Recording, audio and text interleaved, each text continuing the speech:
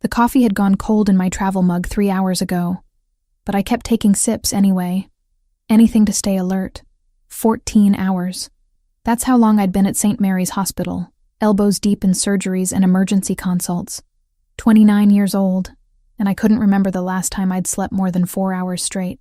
The exhaustion lived in my bones now, permanent as the thin scar on my left forearm from a scalpel accident during my residency. It was Tuesday night, nearly midnight, when I finally signed off on my last patient chart and grabbed my jacket from the staff lounge. The hospital always felt different at this hour. Quieter. The daytime chaos of gurneys rattling down hallways and overhead pages calling for doctors had faded into something almost peaceful. Almost. I pushed through the emergency exit doors into the October night. Boston cold hit my face immediately, that kind of damp chill that seeps through every layer you're wearing. The parking lot stretched out before me, half empty under flickering yellow security lights that had needed replacing for months. I'd parked in the back corner near the maintenance shed because I'd arrived at 6 that morning when the closer spots were already taken by the night shift nurses. My Honda waited for me in the distance, a faithful companion that had seen better days. The paint was faded. There was a dent in the passenger door from where someone had hit me in a grocery store parking lot 2 years ago, and the check engine light had been on for 3 months. But it ran. That was all that mattered. I made it halfway across the asphalt before I realized I'd forgotten my umbrella in the lounge. Again, I was always forgetting things lately. Keys, my phone, to eat lunch. The small details that normal people remembered without thinking. The sky opened up without warning. Rain came down in sheets so thick I could barely see 10 feet ahead. October in Boston meant weather that changed its mind every 5 minutes. Sunshine to downpour in the span of a heartbeat. I started running, keys jangling in my jacket pocket, scrubs already soaked through. The fabric clung to my skin, cold and uncomfortable. Water ran down my neck, into my collar, down my spine. My sneakers slapped against wet pavement. That's when my shoe caught on something. Maybe a crack in the asphalt. Maybe just my own clumsiness after being on my feet for 14 straight hours. My ankle twisted. I went down hard. The impact knocked the wind out of me. My knees slammed into concrete first, then my palms scraped against rough asphalt as I tried to catch myself. Pain shot up my legs, sharp and immediate. My scrubs tore at the knees. I felt skin split, felt the sting of cuts opening. I stayed there, kneeling in a puddle in an empty parking lot at midnight. Rain pouring down my neck and soaking through my hair. My hands burned where I'd scraped them. My knees throbbed. And something inside me just broke. Not broke like a bone snapping. Broke like a dam finally giving way after holding back too much pressure for too long. I cried. Not the quiet, dignified kind of crying you do in bathroom stalls between surgeries when you lose a patient. Not the controlled tears you let slip when you're alone in your car after a particularly hard day. The ugly kind. The kind that comes from somewhere deep in your chest and claws its way out whether you want it to or not. Sobs that hurt my ribs. Tears that mixed with rain until I couldn't tell which was which. My whole body shook with it. 2 years. It had been 2 years since I lost her. Maria Grimaldiro. 62 years old. Scheduled mitral valve repair. Routine as these procedures go. I'd done it dozens of times before. The surgical team had gone over every detail that morning. Her charts were perfect. No red flags. No concerning history beyond the valve issue we were there to fix. Everything went according to plan until it didn't. Sudden cardiac arrest. No warning. No reason that made sense. Her heart just stopped responding. One moment the monitors were beeping steadily, showing normal rhythm. The next, the flatlined scream that every surgeon dreads. I did everything right. I shocked her. Once. Twice. 3 times.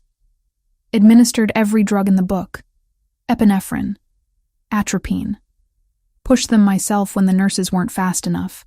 Started chest compressions until my arms burned and sweat dripped into my eyes despite the cold of the operating room. The attending physician took over when I started losing my grip. My hands were shaking too badly. We tried for 40 minutes. 40 minutes of fighting for her life while her body gave up piece by piece. While the color drained from her skin, and the monitors kept screaming that awful flatline sound that would haunt me forever. She died on my table, under my hands. While I was supposed to be saving her, the hospital review board cleared me, called it an unforeseeable complication, acute myocardial infarction secondary to undiagnosed coronary artery disease that hadn't shown up on any of her pre-surgical scans. Not my fault, they said. Nothing I could have done differently, they assured me. Statistics supported them. Sometimes patients just died. Sometimes hearts gave out for reasons no one could predict. Sometimes the best surgeon in the world couldn't save someone whose time had simply come. But that didn't matter. None of the logic mattered. None of the statistics or review board findings or reassurances from colleagues changed the fundamental truth. I still saw her face every time I closed my eyes. Still felt the weight of her not breathing. Still heard the flatline in my dreams. Still woke up at 3 a.m. replaying every decision I'd made in that operating room, searching for the moment I could have done something different. I'd saved 43 patients since Maria died. 43 hearts that kept beating because I knew exactly where to cut, where to stitch, how to repair what was broken. I'd performed complex procedures that other surgeons wouldn't attempt, saved people who shouldn't have survived, built a reputation as one of the best cardiothoracic surgeons at St. Mary's despite being younger than most of my colleagues. But none of that erased her. Maria Grimaldiro, 62. Mother. Someone's whole world, gone because I couldn't save her. Eventually the rain slowed. My knees screamed in protest when I finally stood up. Blood seeped through the torn fabric of my scrubs, mixing with rainwater. I limped to my Honda, fumbled with the keys because my hands wouldn't stop shaking, and collapsed into the driver's seat. Water dripped from my hair onto the upholstery. My hands left bloody streaks on the steering wheel. I sat there for a long time. Engine off. Just breathing. Just trying to remember how to be a person instead of a broken thing kneeling in a parking lot. The drive home took 20 minutes. I lived in a small apartment in Dorchester, 1 bedroom, barely furnished. I'd moved there after my parents died in that car accident when I was 19. Just me and Tyler now, my little brother. Though at 23, he wasn't so little anymore. He had his own place near Boston University where he was finishing his economics degree. We talked maybe once a week, texted more often than that. He was the only family I had left. The only person in the world who remembered what our mom's laugh sounded like. Who knew that our dad used to make terrible jokes at the dinner table. Who understood what it felt like to lose everything at once and have to keep living anyway. I parked in my assigned spot, grabbed my purse, trudged up 3 flights of stairs because the elevator was broken again. My apartment smelled stale when I opened the door. I'd forgotten to take out the trash before my shift. Had forgotten to open windows. Had forgotten to do a lot of things because my brain was too full of other people's hearts to remember my own life. I stripped off my wet scrubs in the bathroom, examining my scraped knees in the mirror. They'd need cleaning. Probably bandages. I stood under a scalding shower until my skin turned pink, and the water finally ran clear instead of tinged with blood. Put on an old sweater that had belonged to my dad and leggings that had holes in them. Made chamomile tea that I didn't drink. It sat on the coffee table, steam rising into the darkness of my living room. I curled up on my secondhand couch, wrapped in a blanket that smelled like the lavender detergent I always used. Stared at the wall until 3 a.m. Sleep wouldn't come. It never did when the guilt got this bad. At 3:15 I gave up, grabbed my laptop from the coffee table and opened it.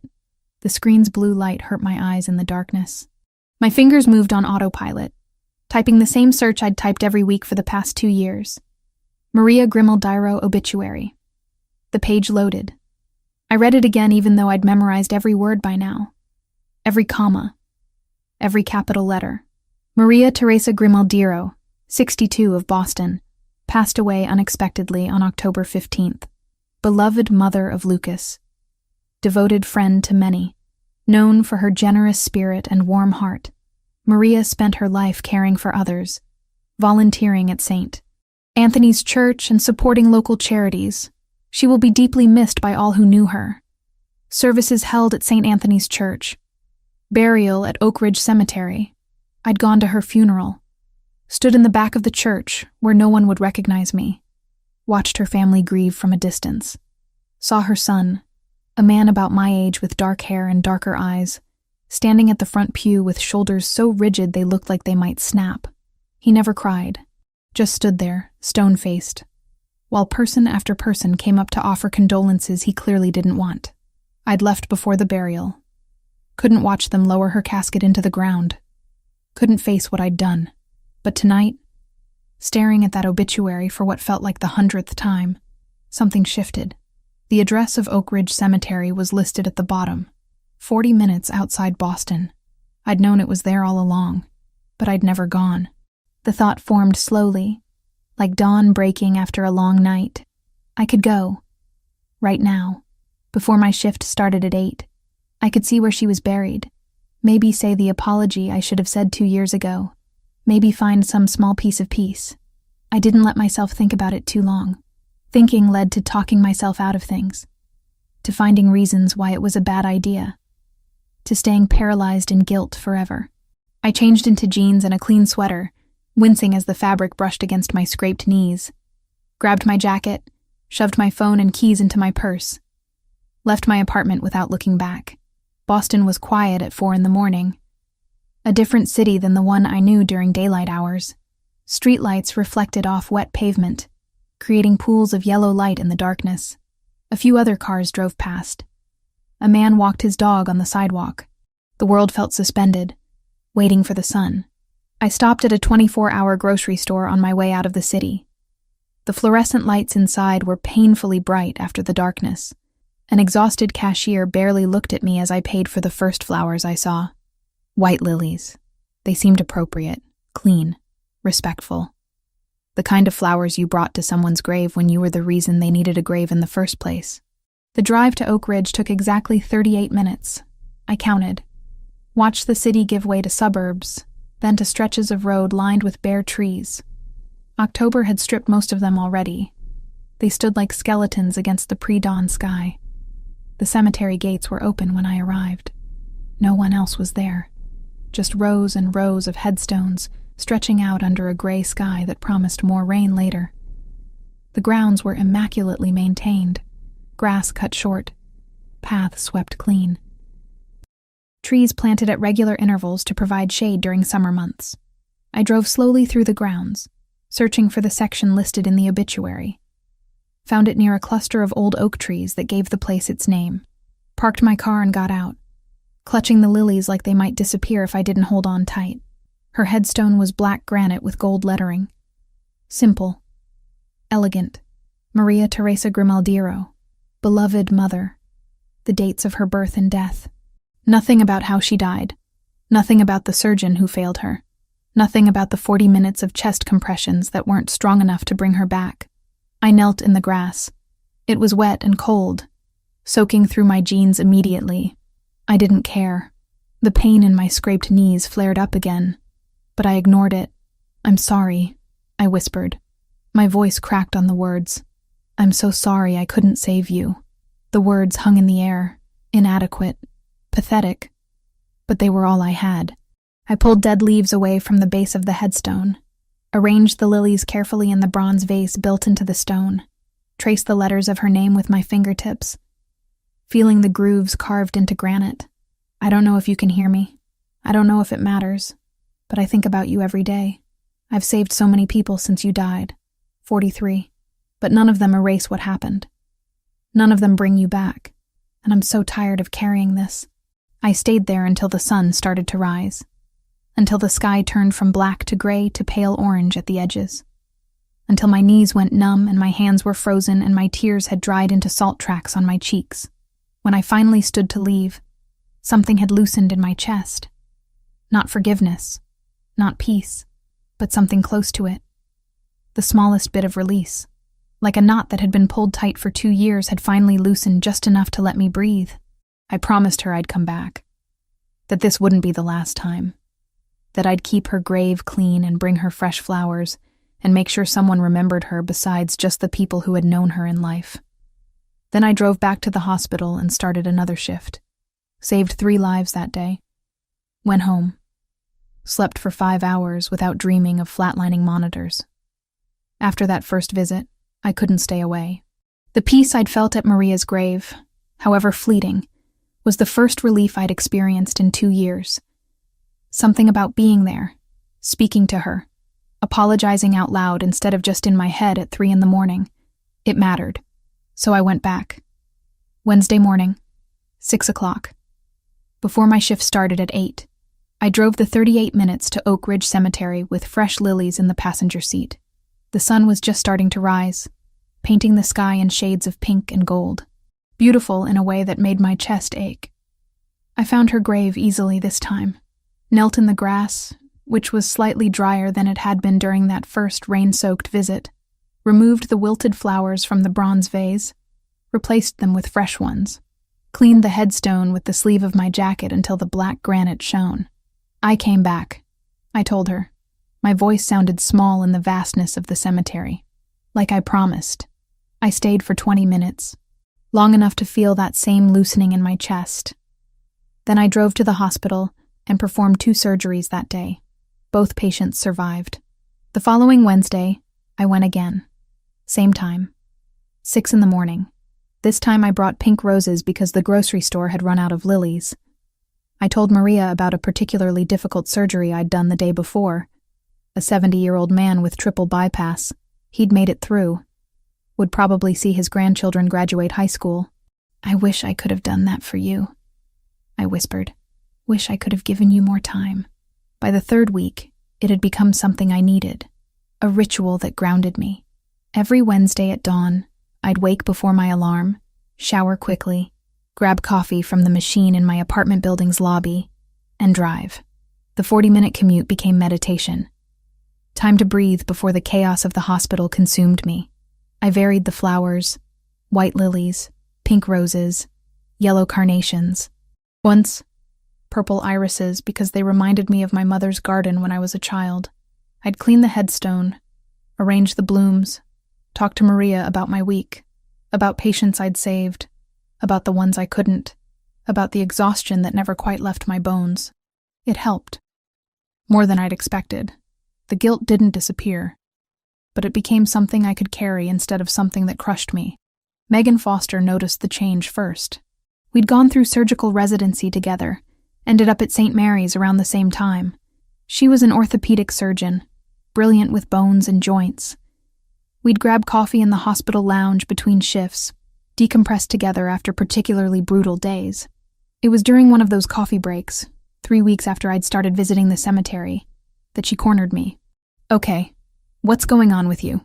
Megan set her mug down on the table between us, her dark eyes studying my face with the same intensity she probably used to examine x-rays. I looked up from my phone where I'd been reading through patient notes. What do you mean? You seem different. Less tense. You're actually sleeping, I can tell. The circles under your eyes aren't as dark. She leaned forward, elbows on the table. Did you start therapy? New medication? Find religion? I laughed despite myself. None of the above. Then what? Because whatever it is, keep doing it. You look more like yourself than you have in months. I wanted to tell her. Almost did. But how could I explain that I'd been visiting the grave of a patient I'd lost 2 years ago?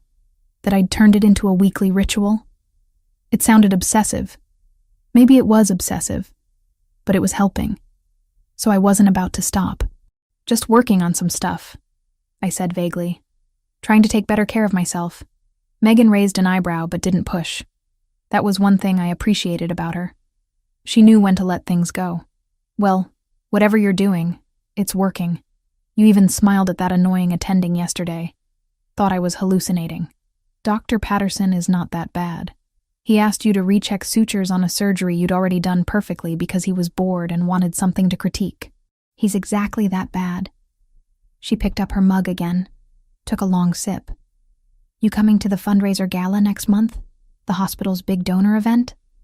Probably not. You know I hate those things. Come on, Hannah. Free food. Open bar. You can leave after an hour and no one will notice. I'll think about it.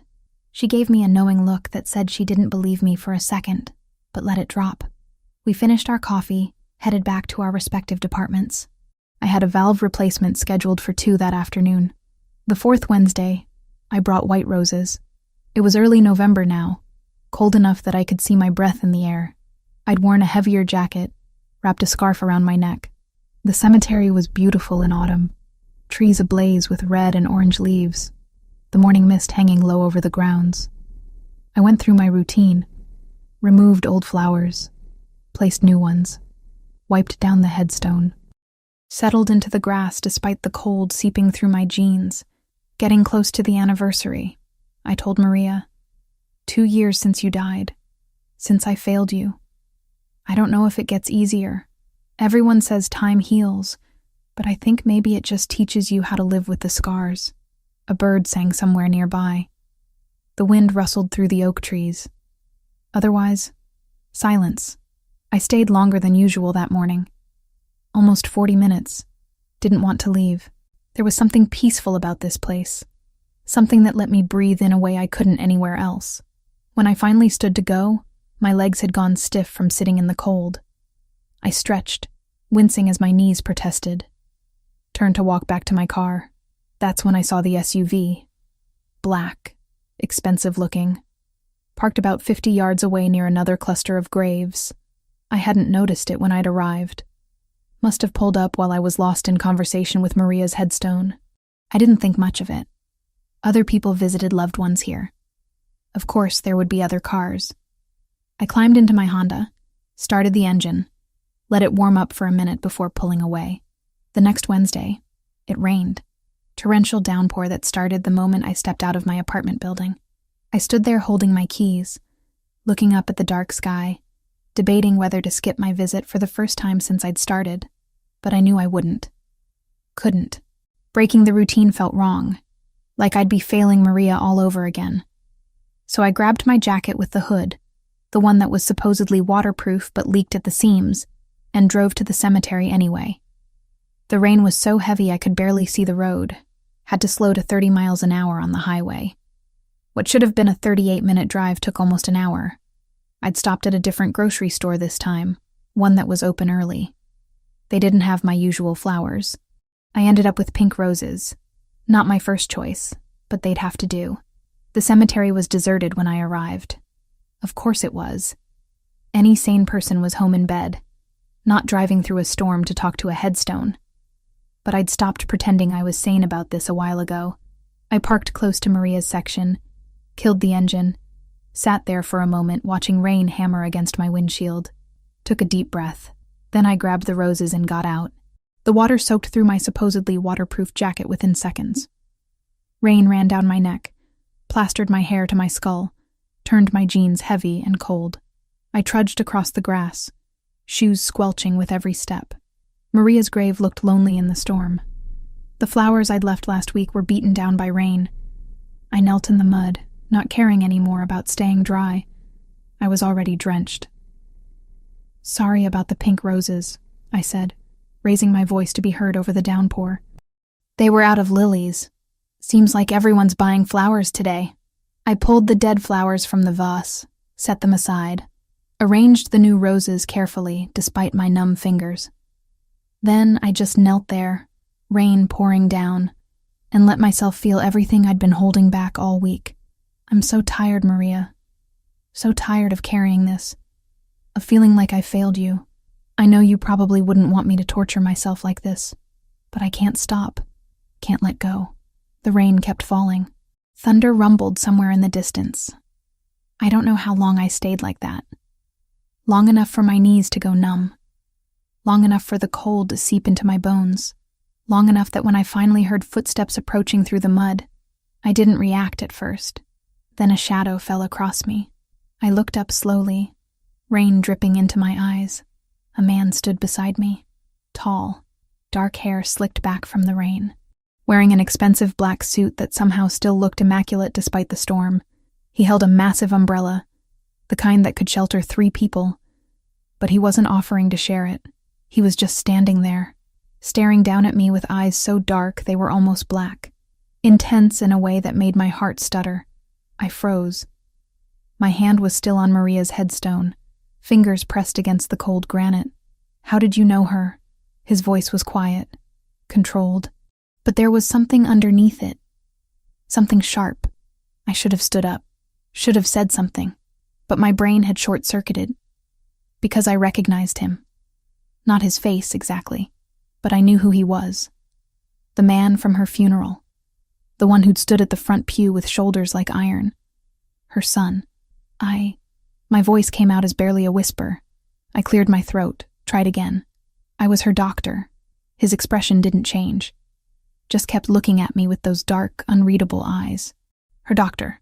Yes. I finally forced myself to stand, though my legs were shaking. From cold or fear or both. I was. Her doctor. Before I couldn't finish the sentence.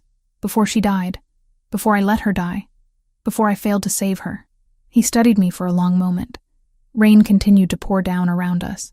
I was shivering now, teeth starting to chatter, but I couldn't look away from him. You come here often, he said. Not a question. A statement. How did he know that? Had he seen me before? This is the first time in the rain. Something flickered in his eyes. Too quick to identify. You should get out of the storm. You'll get sick. Then he turned and walked away. Just like that. Didn't introduce himself. Didn't ask my name. Didn't demand to know why I'd been visiting his mother's grave every week for a month. I stood there, frozen, watching him disappear into the rain. Watching him climb into that black SUV I'd seen last week. Watching him drive away without looking back. My heart was pounding. Hands trembling. And it wasn't from the cold anymore. I stumbled back to my car, soaked through, started the engine with shaking fingers. Blasted the heat, but I couldn't stop shivering. He'd known I came here often, which meant he'd seen me before. Had he been watching? Following me? Or did he come here too, to visit his mother, and we'd just never crossed paths until today? I should have asked his name. Should have explained myself better. Should have done something other than stand there like an idiot, while he looked at me with those dark, knowing eyes. By the time I got back to my apartment, I was shaking so hard I could barely get my key in the lock. I peeled off my wet clothes, stood under a scalding shower until feeling returned to my fingers, changed into dry sweats, and made tea I actually drank this time. But I couldn't stop thinking about him, about the way he'd looked at me, about the controlled intensity in his voice when he'd asked how I knew her, about the fact that he'd walked away without demanding answers, without accusing me of anything, without revealing whether he knew what had happened to his mother.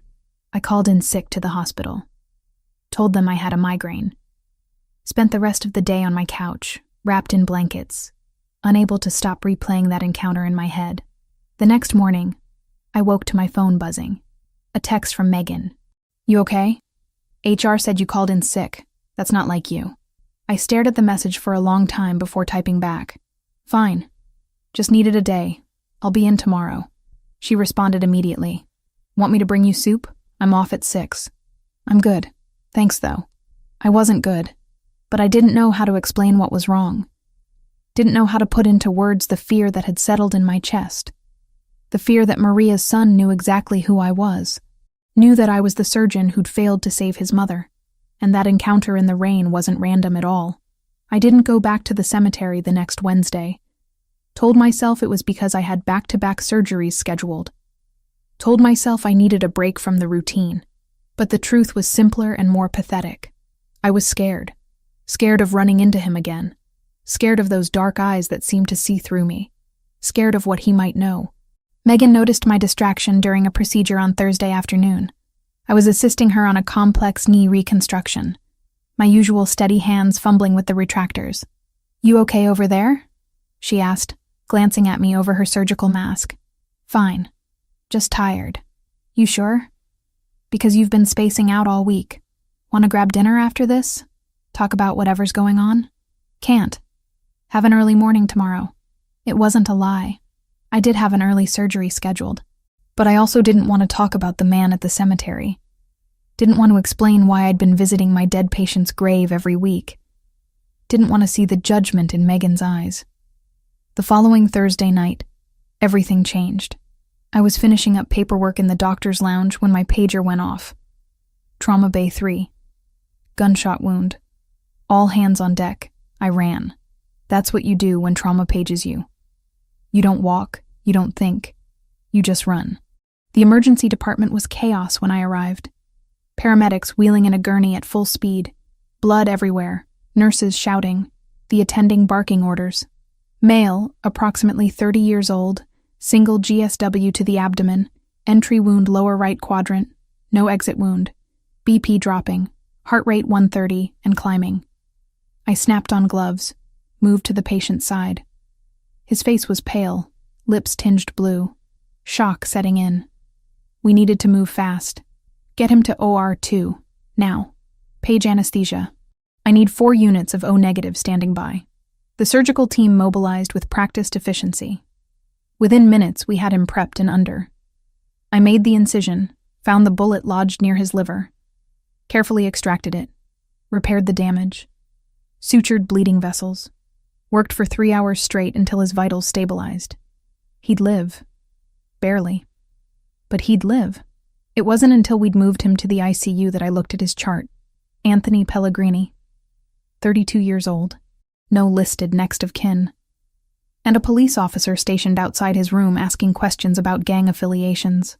My stomach dropped. I knew that name meant something. Knew it was connected to organized crime. But I'd done my job. Saved his life. That's what I did. I didn't judge. Didn't ask questions. I just operated.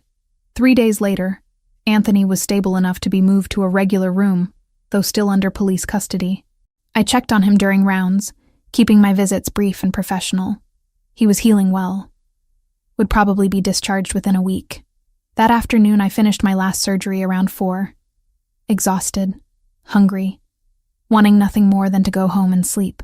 I trudged to the parking lot, keys already in hand. That's when I saw it. The black SUV, parked right next to my Honda. The same one from the cemetery. My heart stopped. Then started pounding double time. I slowed my pace, debating whether to turn around and go back inside, call security, do something other than walk straight toward the vehicle I knew belonged to him. But then the driver's side door opened. He stepped out. Same expensive suit, same dark eyes, same presence that made the air feel heavier. "Dr. Collins," he said. Not a question. He knew my name. I froze 5 feet away from my car. "How do you know who I am?" "I make it my business to know things." He closed the distance between us in 2 strides. Not threatening. Just direct. "We need to talk." "About what?" "About Anthony. My cousin. The man you operated on 3 days ago." Of course. Of course Anthony was related to him. Because my life had apparently decided to become a series of increasingly uncomfortable coincidences. "Your cousin is doing well. He should make a full recovery." "I know. I've been getting updates from the nursing staff." He studied my face with that same intensity I remembered from the cemetery. "You saved his life. That's my job. Not all doctors would have worked as hard on someone like Anthony. Someone the police were waiting to arrest the moment he woke up. I treat all my patients the same. Mr. Grimaldiro. Lucas Grimaldiro." The name hit me like a physical blow. Maria's son. I'd known it, of course. But hearing him say it out loud made it real. "I see you remember," he said quietly. "Your mother. I was there when she—" I couldn't finish the sentence. "I know. I looked into it after I saw you at her grave. Found the surgical records. Read the review board findings. Understood what happened." My throat closed up. He knew. He knew I was the surgeon who'd failed to save his mother. And now he was standing in front of me in a hospital parking lot, talking about how I'd saved his cousin. "I'm sorry," I whispered. "I'm so sorry about your mother." "Why do you go there? Every Wednesday morning? Why do you visit her grave?" "Because I failed her. Because I think about her every single day. Because I need to apologize even if she can't hear me." Lucas was quiet for a long moment. Then, unexpectedly, he said, "She didn't suffer." "What?" "When she died. You told me that at the cemetery. That it was quick, that she didn't suffer." His jaw tightened. "I was in Chicago when it happened. Business trip I couldn't postpone. By the time I got back, she was already gone. I never got to say goodbye. Never got to thank her for everything she did for me. I've been carrying that guilt for 2 years. That's not the same as... Isn't it? You blame yourself for not saving her. I blame myself for not being there. We both carry something we can't fix. He pulled something from his jacket pocket. A business card. Black with gold lettering. Just a phone number. If you ever need anything, Dr. Collins, anything at all, call me. Why would I need to call you? Because you saved my cousin's life when you didn't have to. Because you visit my mother's grave every week and bring her flowers. Because people who do those things deserve to have someone looking out for them. He pressed the card into my hand. Thank you. For trying to save her. For not giving up. Then he turned and walked back to his SUV. Got in. Drove away. Left me standing there holding a business card and trying to process what had just happened. He'd thanked me. The son of the woman I'd failed had just thanked me. I got in my car, hands shaking, and just sat there for a long time. The card felt heavy in my palm. I should throw it away. Should want nothing to do with Lucas Grimaldiro or his family or whatever world they operated in that involved cousins getting shot in police custody. But I didn't throw it away. I slipped it into my wallet. Told myself it was just because it would be rude to toss it immediately. Told myself I'd never actually call that number. Drove home. Made dinner I didn't eat. Lay in bed staring at the ceiling until 3 a.m. Finally got up. Grabbed my laptop. Searched his name properly this time instead of just reading his mother's obituary. Lucas Grimaldiro. Businessman. Owns several legitimate enterprises. Real estate. Restaurants. Import-export. But underneath the surface, whispers. Connections to organized crime. The Grimaldiro family. Boston's Italian Mafia. Territory disputes.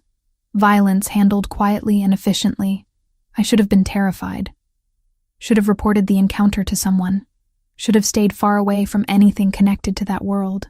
Instead, I thought about how he'd looked when he said his mother didn't suffer. About the grief in his eyes that matched my own.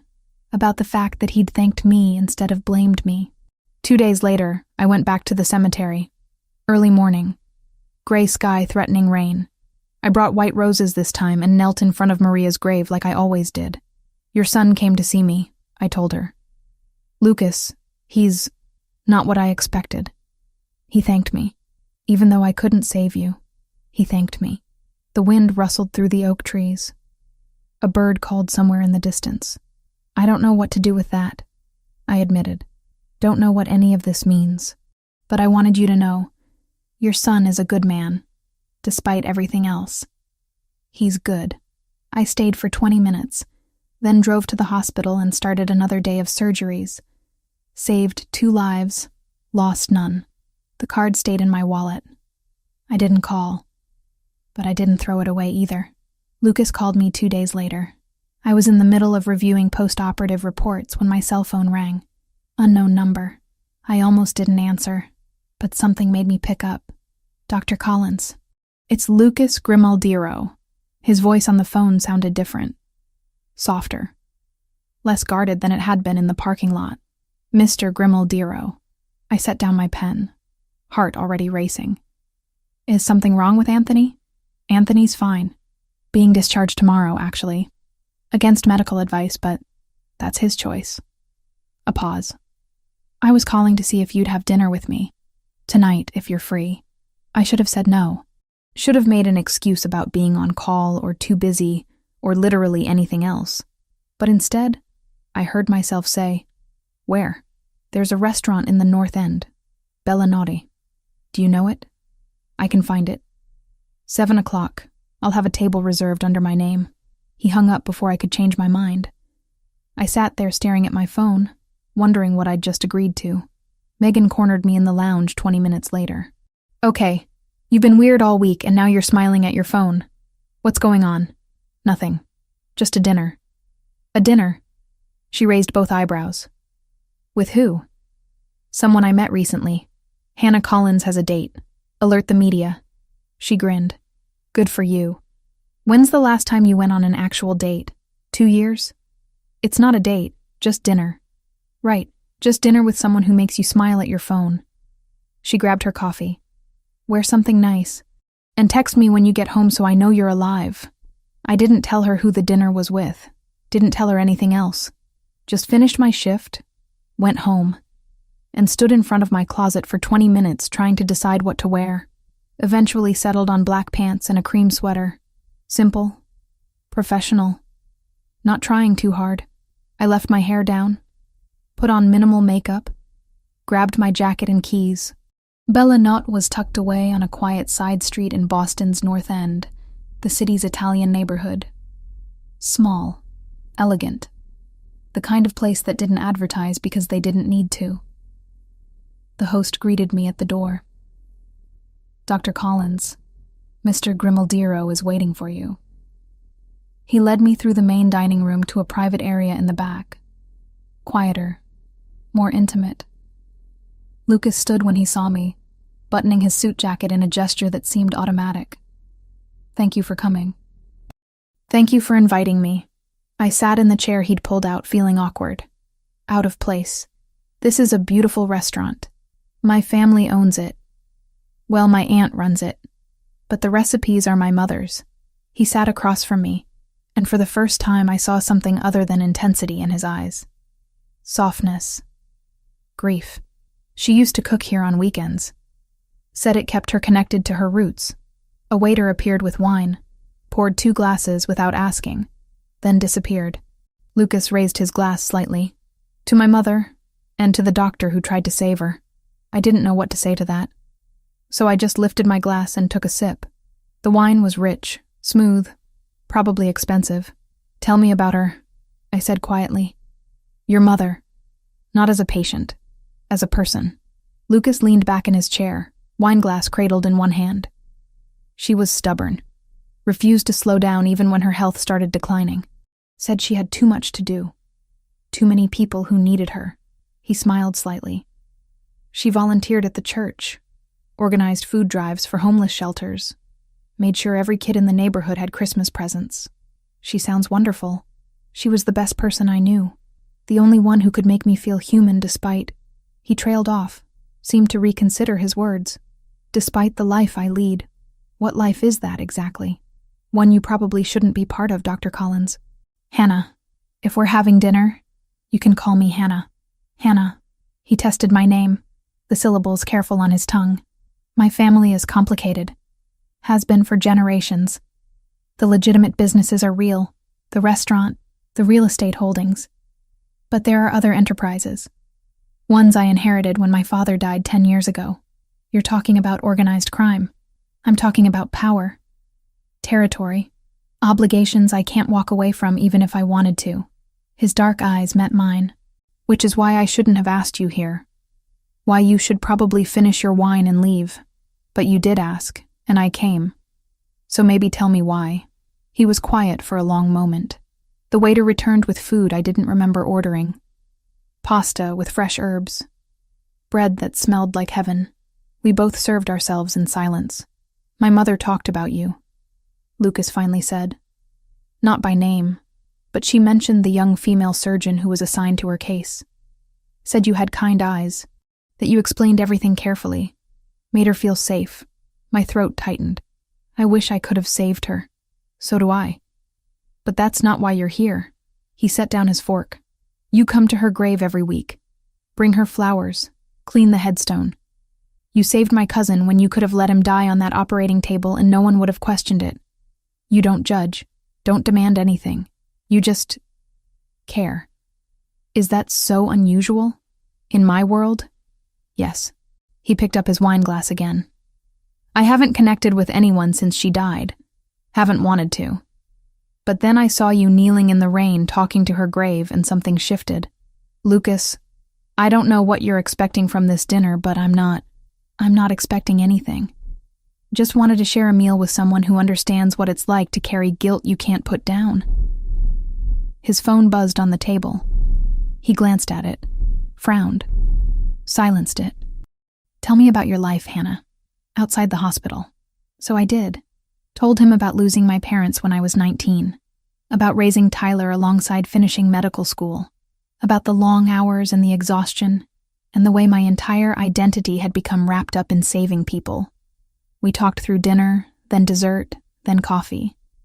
The conversation flowed easier than it should have. He asked questions that showed he was actually listening. Shared stories about his mother that made me laugh. Mentioned his aunt who ran the restaurant. his cousin Anthony, who was apparently notorious for getting into trouble. He's been arrested 4 times. Lucas said with something that might have been affection. Never learns. But he's family. Family means everything to you. It's all I have left. When the check came, Lucas paid despite my protests. Walked me to my car like a gentleman from another era. The night air was cold, my breath visible. "Thank you for this," I said, fumbling with my keys. "For dinner. For talking about your mother. It helped. We should do it again. Next week. Same time. Lucas, I don't think... Just dinner. Nothing more. I promise." He stepped closer, not touching, but near enough that I could feel his warmth. "I know this is complicated. No, you shouldn't be anywhere near me. But I'd like to see you again." Every rational thought in my head screamed to say no, to walk away from this man and whatever darkness surrounded him. But standing there in the cold Boston night, looking into eyes that reflected the same grief and loneliness I felt, I couldn't make myself refuse. "Okay. Next week." He smiled. Actually smiled. It transformed his face from hard and dangerous to something almost boyish. "Next week, then. Drive safe, Hannah." I got in my car, started the engine, watched him walk back toward the restaurant in my rearview mirror. My hands were shaking, not from fear, from anticipation. I texted Megan when I got home like I'd promised. "Home safe. Dinner was good." She responded immediately. "Just good? Need details tomorrow." I didn't give her details. Didn't tell her that I'd had dinner with a man connected to organized crime. Didn't mention that I'd agreed to see him again. Just went to bed and lay awake thinking about Lucas's smile and the way he'd said my name. The following Wednesday, I went back to the cemetery. Found Lucas already there, standing beside his mother's grave with fresh roses. White ones. Same as mine. "We keep meeting here," he said without turning around. "Seems to be a pattern." I knelt beside him, placed my flowers next to his. "Do you come every week too?" "When I can. Business doesn't always allow it."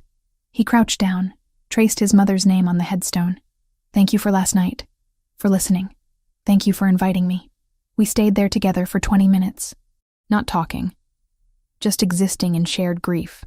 When we finally stood to leave, Lucas caught my hand. "Same restaurant. Same time. This week. You're persistent." "I know what I want, Hannah. And I want to know you better." He let go of my hand, walked to his SUV, drove away. Left me standing there with a racing heart, and the certain knowledge that I was walking into something I didn't fully understand. But I went anyway. That night, and the next week, and the week after that. 6 dinners turned into something I looked forward to more than I wanted to admit. The call came at 2 a.m. I was deep in sleep when my phone started vibrating on the nightstand, pulling me out of dreams I wouldn't remember. I fumbled for it in the darkness, squinting at the screen. Unknown number. I almost declined, but something made me answer.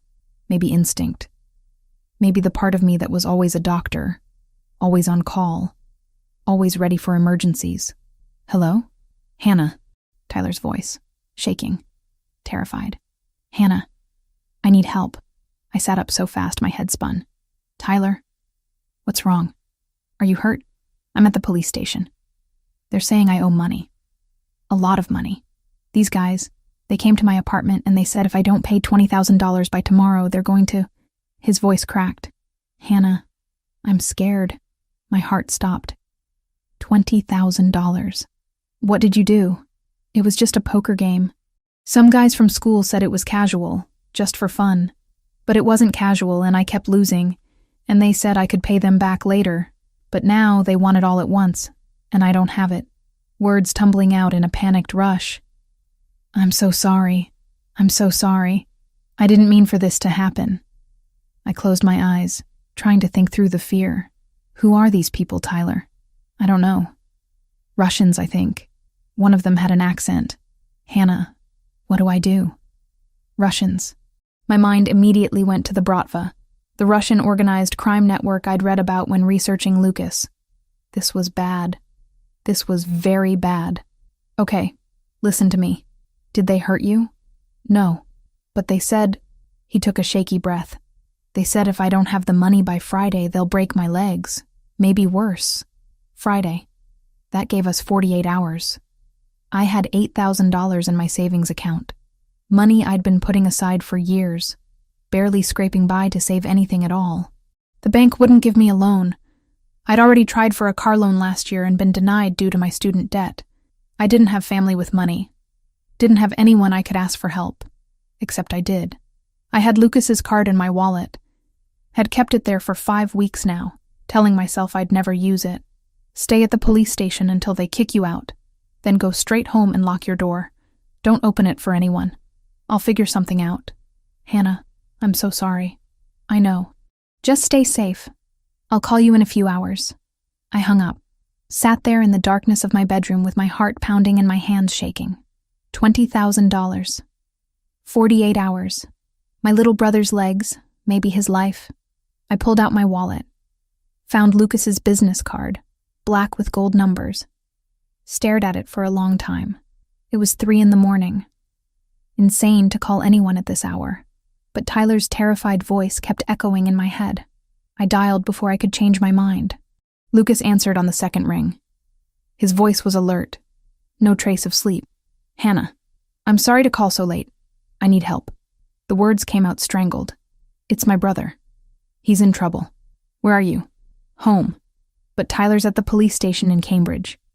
He got mixed up in a gambling debt with some Russians, and they're threatening to hurt him if he doesn't pay $20,000 by Friday. Silence on the other end. Then, I'll be at your apartment in 20 minutes. Text me the address. Lucas, I can't ask you to. You're not asking. I'm offering. Send me the address. He hung up. I sat there holding my phone, wondering what I'd just done.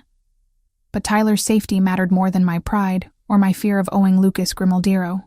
I texted him my address, then scrambled to make myself presentable, changed out of my pajamas into jeans and a sweater, pulled my hair into a ponytail, paced my living room for 18 minutes until headlights appeared outside my building. The black SUV parked in front. Lucas climbed out, still in a suit despite the hour. I buzzed him up, opened my apartment door before he could knock. Thank you for coming. He stepped inside, taking in my small apartment with a single sweeping glance. Tell me everything. So I did. Told him about Tyler's call, the poker game, the threats.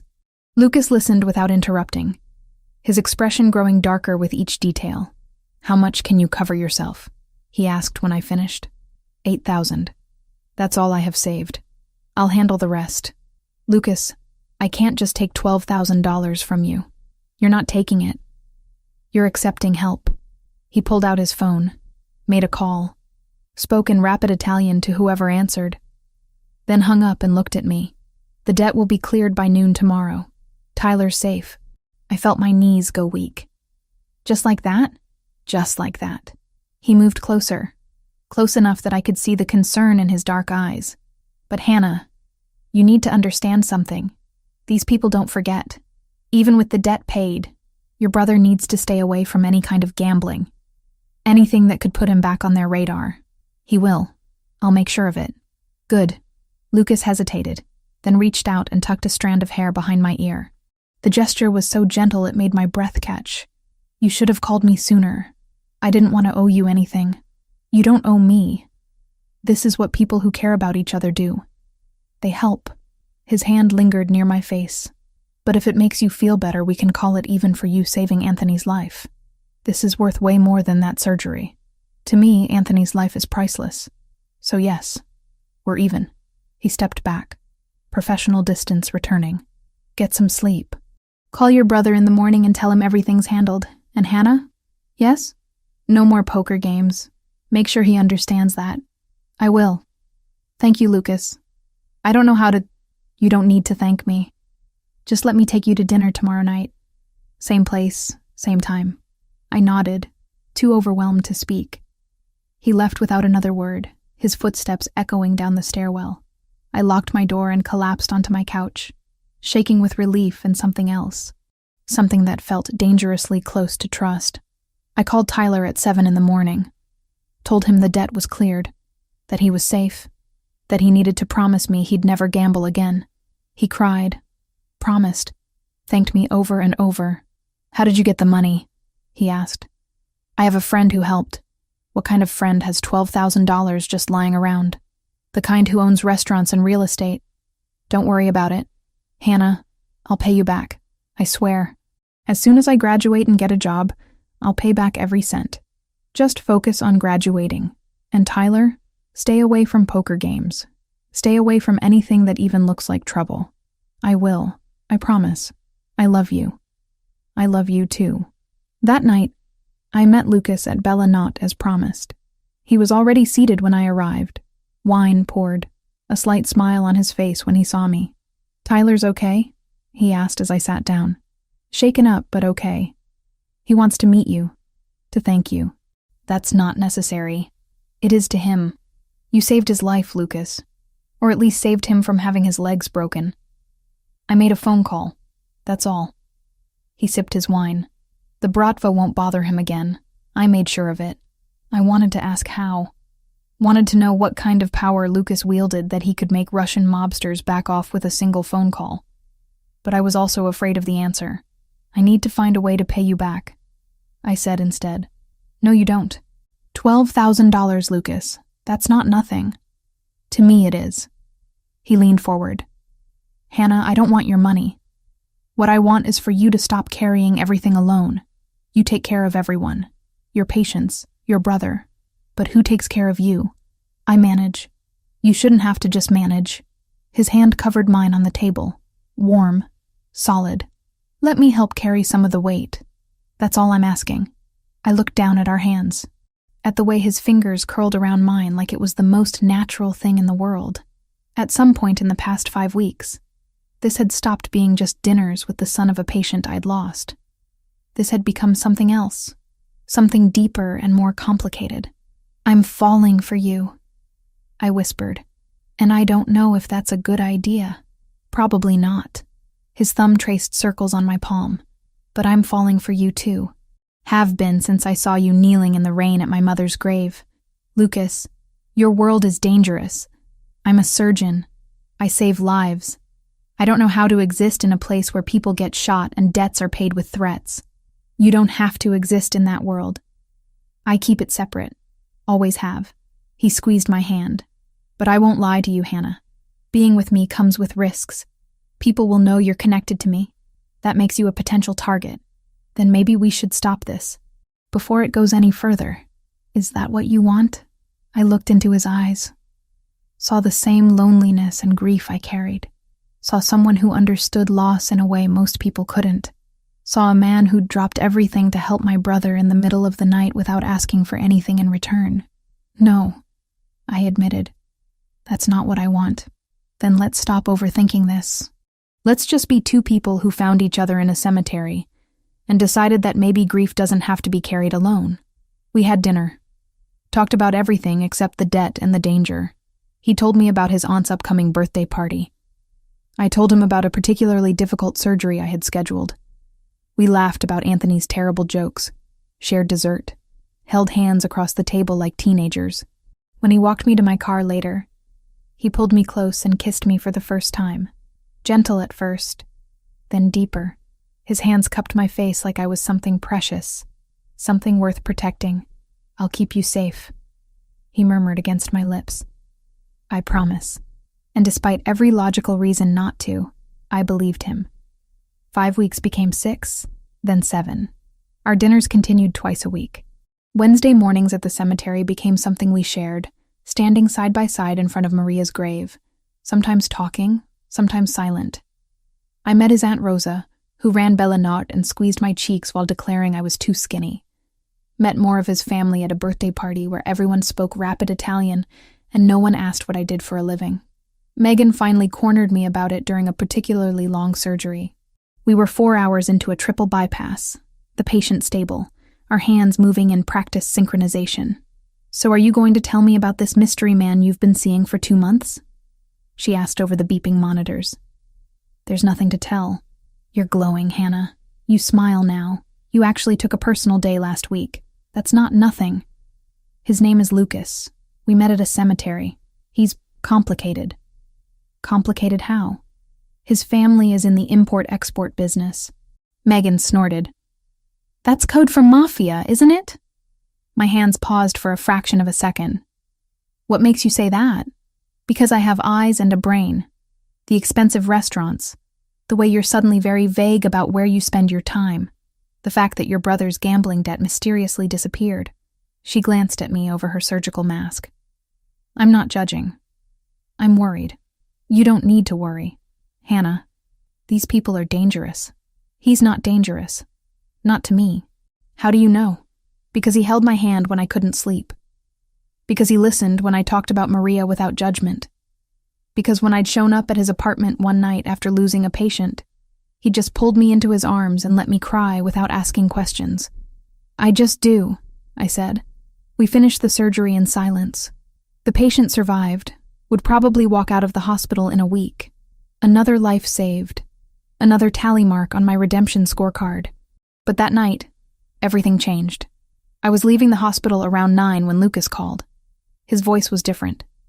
Tense in a way I'd never heard before. Hannah, I need you to do something for me. Don't ask questions. Just do exactly what I say. My stomach dropped. What's wrong? There's been an incident. One of my men was shot. He can't go to a hospital without police getting involved. I need your help. Lucas, I can't perform surgery outside a hospital. That's illegal. I could lose my license. I know what I'm asking. And I wouldn't ask if there was any other option. His voice cracked slightly. It's my aunt's son, Rosa's boy. He's 19, Hannah. If he doesn't get help in the next hour, he's going to die. Rosa, the woman who'd called me too skinny and fed me until I couldn't move. Whose laugh filled Bellinata every night. Who'd lost her husband 5 years ago and lived for her children. Where are you? He gave me an address in Quincy.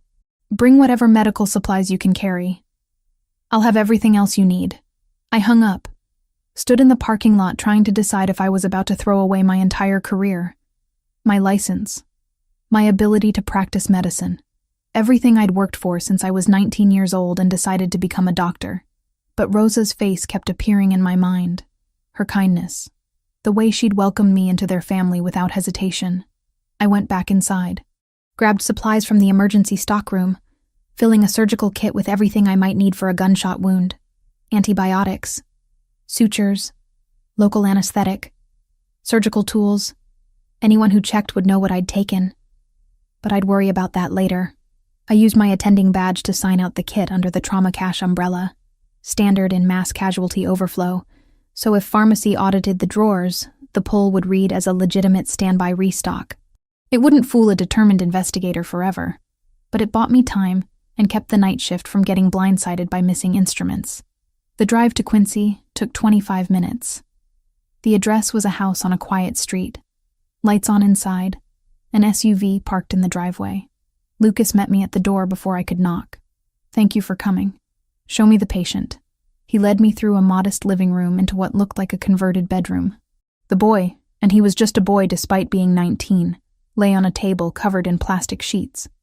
His face was pale, lips tinged blue, shock setting in fast. What's his name? I asked, setting down my kit. Marco.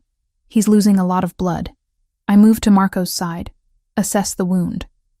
Entry point in the right lower abdomen, no exit wound. The bullet was still inside, probably lodged near his liver. This was bad. This was very bad. I need everyone out except Lucas. And I need better light. The room cleared. Lucas positioned lamps around the makeshift operating table. I scrubbed my hands in a nearby sink, snapped on gloves, took a steadying breath. This is going to be rough. I've never operated outside a hospital before.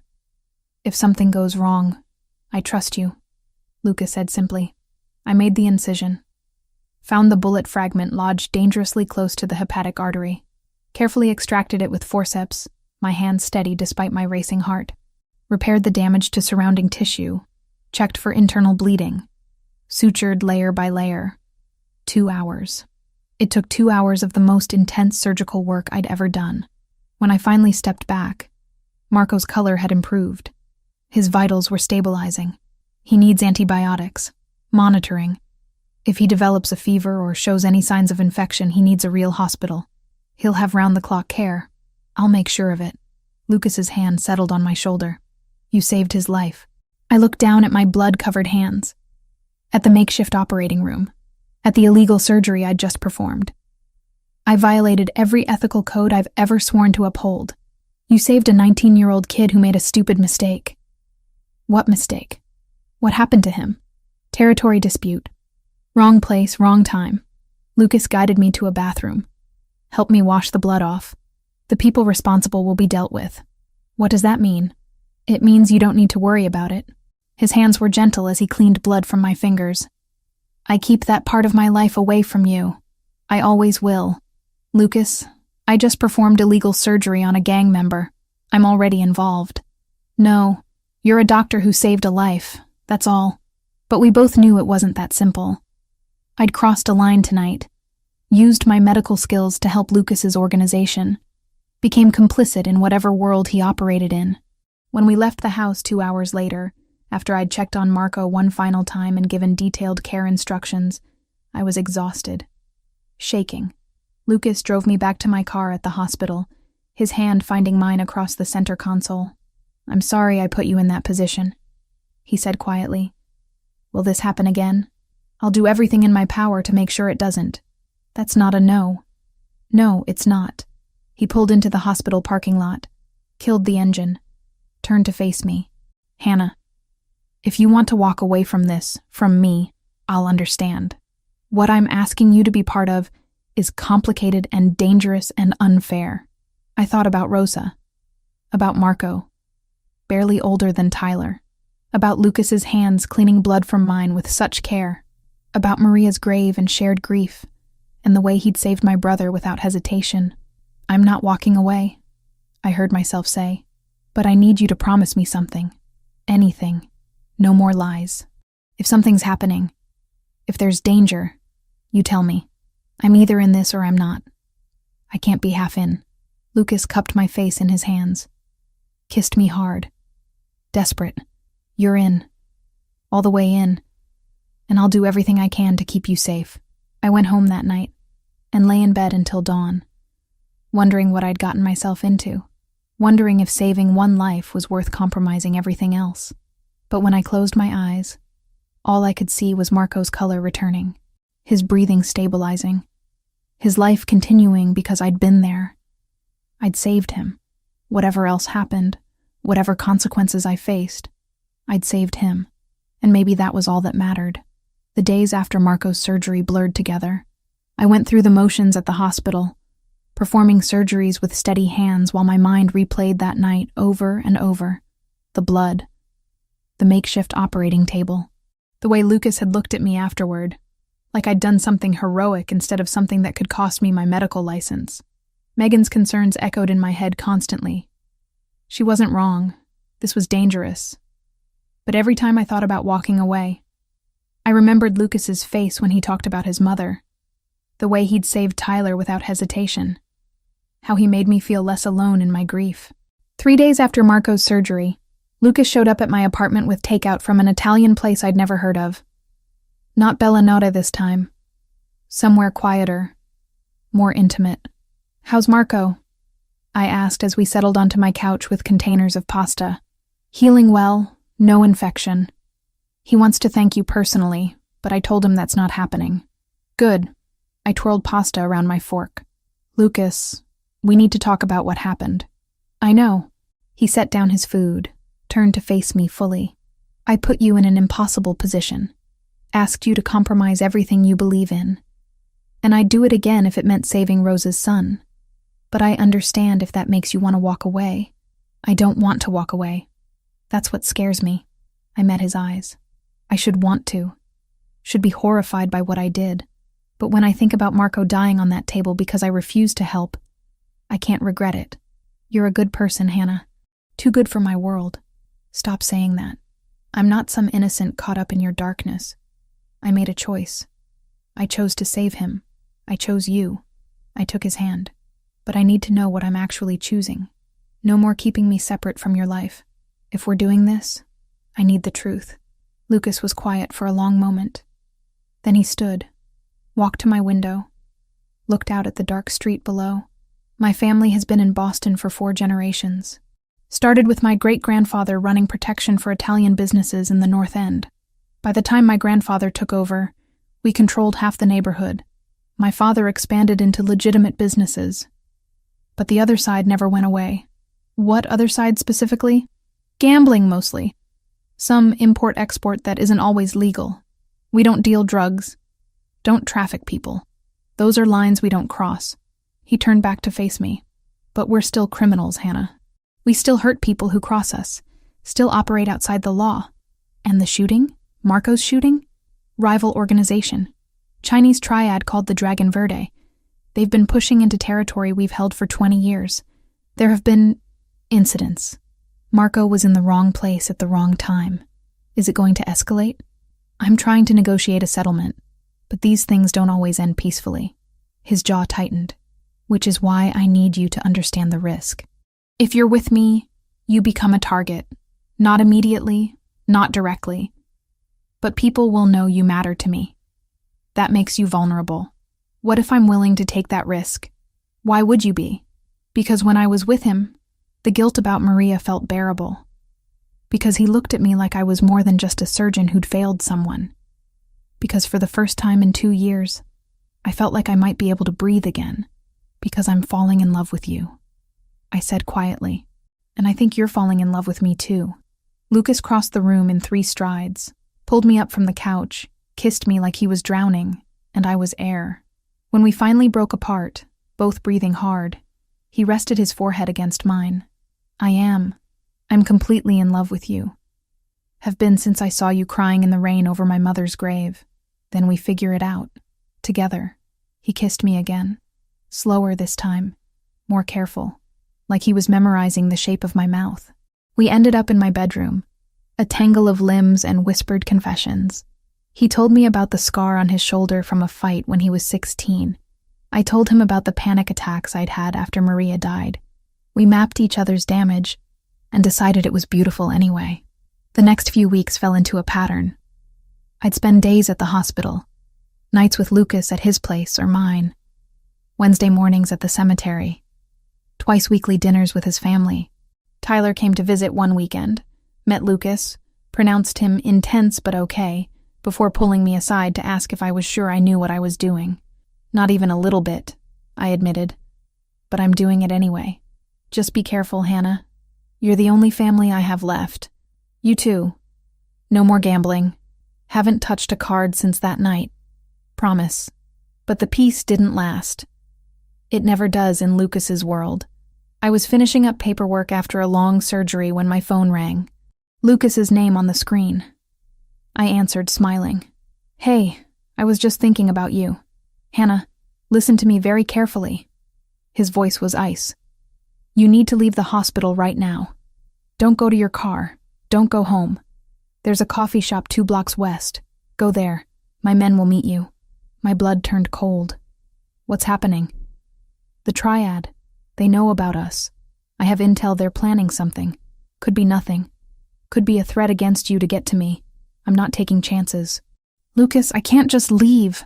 I have patience. Hannah. His voice cracked slightly. Please, just do this. For me. I'd never heard him sound scared before. That more than anything made me move. I grabbed my jacket, told the charge nurse I had a family emergency, practically ran out of the hospital. The coffee shop was crowded. I found a table in the back, ordered something I didn't drink, waited. 20 minutes later, 2 men in dark suits appeared at my table. Dr. Collins. We're here to take you somewhere safe. I followed them to an SUV. Different from Lucas's, but the same general presence. They drove me to a building in downtown Boston. Upscale apartment building. The kind with doormen and marble lobbies. Top floor. They led me inside. The apartment was huge. Floor-to-ceiling windows overlooking the city. Sleek, modern furniture. And Lucas, pacing near the windows with his phone pressed to his ear, speaking rapid Italian. He saw me. Ended the call immediately. Crossed the room to pull me into his arms. You're okay. I'm fine. What's going on? The triad made a move against one of my shipments. 3 of my men are dead. And they left a message. He pulled back, his face grim. They know about you. Sent photos of you leaving the hospital. Said they'd take what matters to me unless I back off their territory. My stomach dropped. They're threatening to kill me. They're threatening to try. They won't succeed. He cupped my face. You're staying here until this is resolved. This is my private apartment. No one knows about it except my most trusted people. You'll be safe. He'd already looped a friendly detective who only cared that I stayed alive long enough to testify if anything ever touched my side of the line. No threats, no leverage.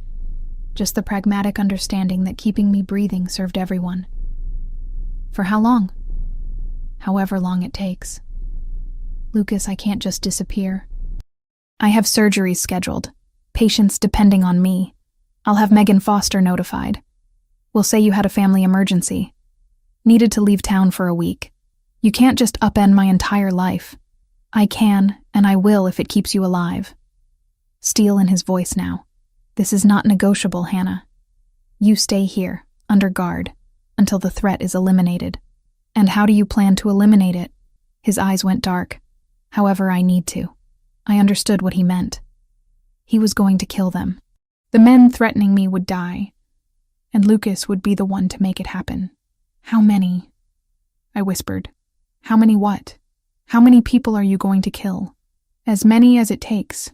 I should have been horrified, should have run screaming, but standing there in his arms, knowing these people wanted to hurt me, to hurt him, all I felt was grim acceptance.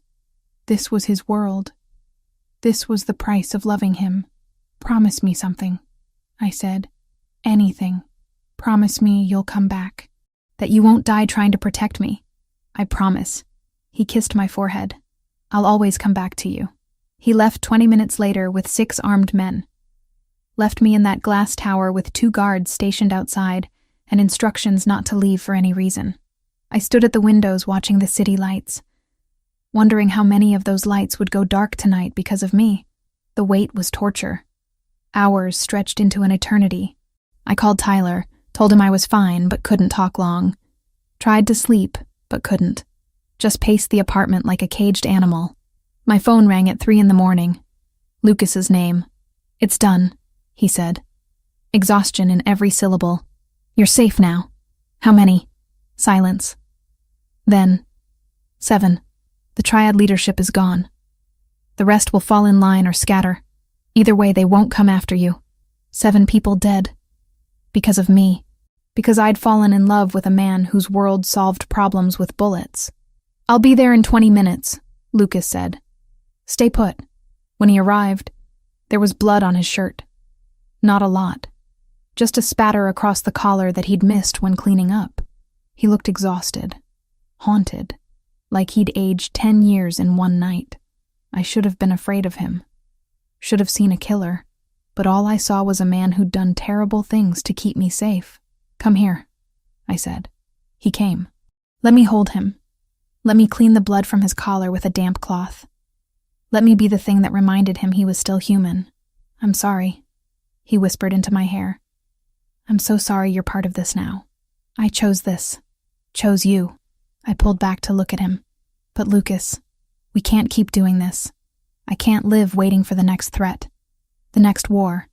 The next time you have to kill people to protect me. I know. I'm working on changing things. Making the business more legitimate. It takes time, but I'm trying. How much time? A year, maybe 2, but I'll get us there. I promise. His hands framed my face. I'll build us a life where you don't have to be afraid. Where our children don't grow up in this world. Our children. He'd said it so casually, like it was a given that we had a future. You think about that? I asked. Having kids with me? Every day. I kissed him. Slow and deep and desperate, tasting the future he promised. The life we might have if we survived long enough to claim it. We made love in that glass tower as dawn broke over Boston. Gentle and fierce, and tinged with the knowledge that we'd crossed another line tonight. 14 people dead because of the territory war Lucas fought. And I loved him anyway. Maybe that made me broken. Maybe it made me complicit. But lying there in his arms as morning light spilled across the floor, all I could think was that I'd choose him again. Every time. Even knowing the cost. 3 months after the war with the triad ended, I moved out of my apartment in Dorchester. Lucas insisted I stay with him in his mansion in Beacon Hill. The place was enormous, 3 stories of brick and iron gates and security that made Fort Knox look casual, but it felt like a home. His home. And slowly, mine too. I resigned from St. Mary's 2 weeks after moving in. Couldn't reconcile the 2 halves of my life anymore. The doctor who saved everyone, and the woman who'd performed illegal surgery on a gang member, who loved a man responsible for 14 deaths. Megan tried to talk me out of it over coffee one last time. "You're throwing away your career," she said, concern etched across her face. "Everything you worked for since you were 19. I'm not throwing it away. I'm redirecting it." I'd thought about this carefully. Lucas's family foundation funds community clinics in the North End. They need a medical director, someone to oversee operations, hire staff, make sure people who can't afford regular health care get treatment. That's charity work, Hannah. You're one of the best cardiothoracic surgeons I've ever seen. And I'll still be a surgeon. Just at a clinic instead of a hospital. Still saving lives. Just different ones. She studied me for a long time. You love him that much? I do. More than I thought I could love anyone. Then I hope he deserves you. She squeezed my hand. Be happy, Hannah. And call me if you need anything. I promised I would. And when she texted the next morning, just checking on you, I answered for once, instead of letting the message sit until the worry turned into silence. Anything at all. The clinic work turned out to be exactly what I needed. Less pressure, more connection with patients. People who couldn't afford insurance, who worked 3 jobs just to feed their families. I treated everything from minor infections to serious cardiac issues. Set up a program for diabetic patients. Partnered with local hospitals for cases that needed more intensive care. Rosa worked there 2 days a week, handling administrative tasks and translating for Italian-speaking patients. Marco, fully recovered from his gunshot wound, started college with plans to become a physician's assistant. Tyler visited once a month, still uncomfortable with Lucas, but grateful for his sister's happiness. Wednesday mornings at the cemetery continued. Lucas and I would stand at Maria's grave together, sometimes bringing flowers, sometimes just standing in comfortable silence.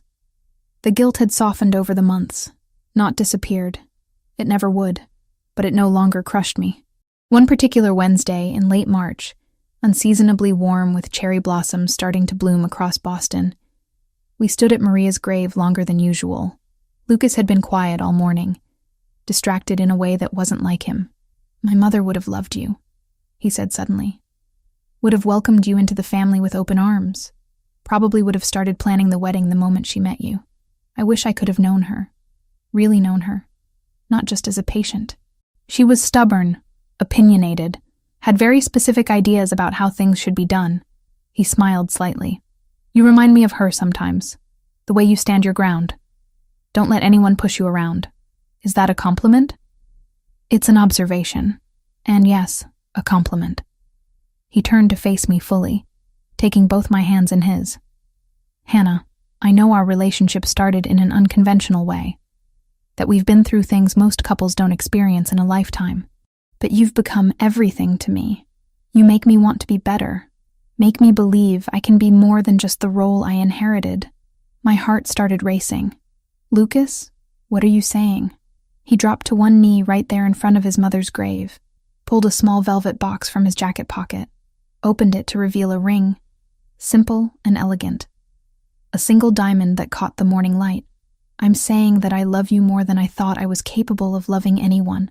That you saw the worst parts of my world and chose to stay anyway. That I want to spend the rest of my life making you as happy as you've made me." His voice was steady, but his hands trembled slightly. "Hannah Carter Collins, will you marry me?" Tears streamed down my face. I thought about the long path that had led us here, my failure to save his mother, the cemetery visits, the illegal surgery, the violence and danger, the way he'd saved Tyler without hesitation, how he looked at me like I was the only thing that mattered. "Yes," I whispered, then louder. "Yes, I'll marry you." He slipped the ring onto my finger, stood, pulled me into a kiss that tasted like promise and redemption. When we finally broke apart, both laughing and crying, I noticed fresh flowers on Maria's grave that hadn't been there when we arrived. White lilies, just like the ones I'd brought that very first time. "Did you do that?" I asked. "My Aunt Rosa. I told her I was proposing today. She wanted to make sure my mother was here for it in spirit." I looked down at the flowers, at the grave of the woman whose death had brought us together. "Thank you, Maria," I said quietly, "for everything, for raising him right, for somehow bringing us together. I'll take care of him. I promise." Lucas's arms came around me from behind, his chin resting on my shoulder. "She knows. Somehow, I think she's been orchestrating this from the beginning." We stayed like that for a long time. Then we drove back to the mansion and called everyone we knew. Rosa cried and immediately started planning the wedding. Anthony congratulated Lucas and made inappropriate jokes about bachelor parties. Tyler flew in from a conference to meet us for dinner, shook Lucas's hand, and told him not to screw this up. The wedding happened 4 months later in a small church in the North End, the same one where Maria's funeral had been held. It felt right, like we were closing one chapter and opening another in the same sacred space. I wore a simple white dress. Lucas wore a black suit that made him look like a movie star. Rosa cried through the entire ceremony. Tyler walked me down the aisle with tears in his eyes. Megan stood as my maid of honor, still slightly worried but supportive. When the priest asked if I took Lucas Grimaldiro to be my husband, in sickness and health, for richer or poorer, I looked into those dark eyes that had seen so much pain and said, "I do," without hesitation. And when he kissed me as his wife, the church erupted in applause. The reception was at Bella Nota, the entire restaurant reserved for family and close friends. There was Italian food that could feed an army, wine that flowed endlessly, music and dancing until 2 a.m. Lucas's aunt danced with him, whispering something in Italian that made him laugh. Tyler got drunk and gave an embarrassing speech about how I'd always been too serious, and it was good to see me happy. At the end of the night, Lucas and I stood on the restaurant's back terrace, looking out at the Boston skyline. His jacket was draped over my shoulders against the chill. "Any regrets?" he asked quietly. "Not a single one." "You?" "Only that my mother isn't here to see this." He pulled me closer. "But I think she'd approve. Think she'd be happy that we found each other." "I know she would be." I rested my head on his shoulder. "Lucas, there's something I need to tell you." "That sounds ominous." "It's not. At least I hope it's not." I took a deep breath. "I'm pregnant. 6 weeks. I found out 3 days ago." He went completely still. Then he spun me around, hands on my shoulders, eyes wide. "You're pregnant? We're having a baby?" "We're having a baby." The joy on his face was indescribable. He picked me up, spun me around, kissed me hard. "We're having a baby," he repeated, like he couldn't quite believe it. "Are you happy?" "Happy doesn't even begin to cover it." He set me down gently, one hand moving to rest on my still flat stomach. "A baby. Our baby. I know the timing isn't perfect. We just got married. The clinic is still getting established. The timing is perfect. Everything about this is perfect." He kissed me again. "I love you, Hannah Grimaldiro. You and our baby, more than anything in this world." 6 months later, standing in front of Maria's grave on a Wednesday morning in early autumn, I whispered the news to her. "I'm sorry I couldn't save you, but I promise I'll take care of your son and your grandchild. I'll make sure they know about you, about your kindness and your strength. You'll live on through us." Lucas knelt beside me, his hand covering mine on the headstone. "Thank you, Mama," he said quietly, "for everything, for teaching me what love looks like, for somehow bringing Hannah into my life, for giving me the chance to be better than I was." We stayed until the sun rose higher, until warmth touched our faces, until peace settled over us like a blessing. Then we left the cemetery hand in hand, ready to face whatever came next. Together. Always together. Life wasn't perfect. Lucas's world still had dangers, still had complications that would never fully go away. But we'd built something real from grief and guilt and second chances. Built a family, built a future, and standing there with his hand in mine, our child growing inside me, I knew I'd choose this life again, every single time.